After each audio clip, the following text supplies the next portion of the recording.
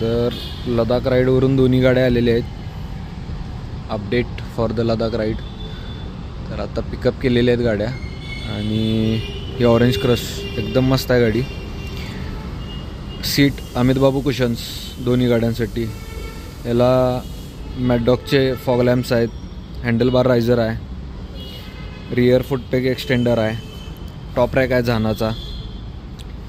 तर आता ही आम्ही राईड करून घेऊन जाणार आहे. We are ride ready. Let's go.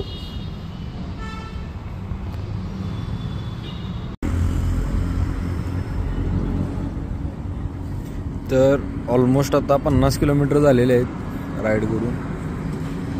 Orange crush चालवतोय. टायर राईसचे आहेत. हे 100/18 आहे. 130/18 आहे. तर so far good on wet conditions. Curvy sections okay वाटले. लेट्स सी आता पुढं काय बघा. मी अपग्रेड करायचा विचार करायला राईस सेक्शनला, राईस टायर्सला सॉरी.